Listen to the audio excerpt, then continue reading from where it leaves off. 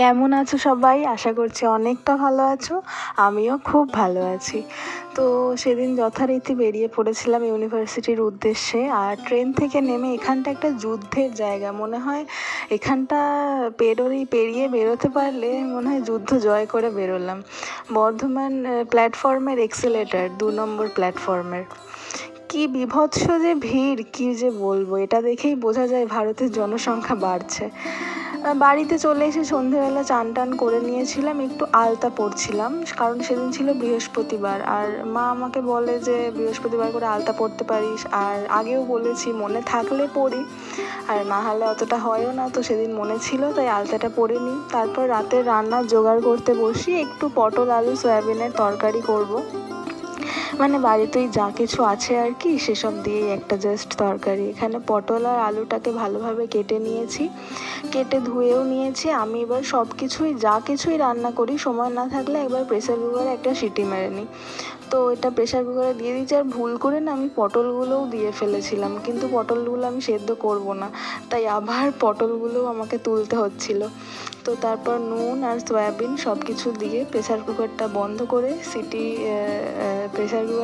করে সেদ্ধ হওয়ার জন্য বসিয়ে দিই। এদিকে পটলগুলোও ভেজে নিচ্ছিলাম লাল লাল করে। আমি একটু তরকারিতে তেলটা বেশি ব্যবহার করি, স্বাদ হয় না নাহলে। তো যাই হোক, এখানে সিটি পড়ে গেছে, সেদ্ধ হয়ে গেছে। এদিকে একটা মশলা বানিয়ে নেব, ধনে, জিরে গুঁড়ো, শুকনো লঙ্কা, টক দই আর হলুদ। গোটা জিরে ছিল, তাও আমি জিরে গুঁড়োই দিলাম। আর তেলে ফোড়ন দিলাম একটা এলাচ আর তেজপাতা। হ্যাঁ, একটা এলাচই দিলাম, কারণ আমার বাড়িতে এলাচ বারণ, তো তাই আমি একটাই দিলাম। তারপর সেদ্ধ হওয়া আলু আর সয়াবিনগুলোকে ভালো করে ভেজে নিয়েছি।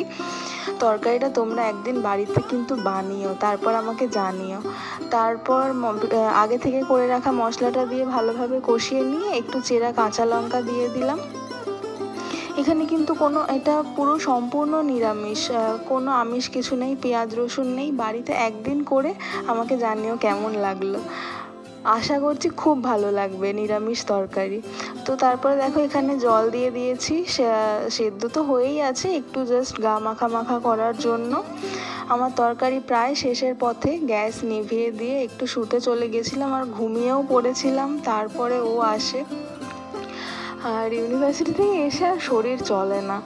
তো যাই হোক, ওর সাথে একটু কথাবার্তা বলি, তারপর যাব খেতে। তো আজকের মতো এতটাই, টাটা। ভিডিওটা ভালো লাগলে একটা লাইক আর একটা কমেন্ট করে চ্যানেলটাকে সাবস্ক্রাইব করে দিও। টাটা, দেখা হবে পরের কোনো ব্লগে।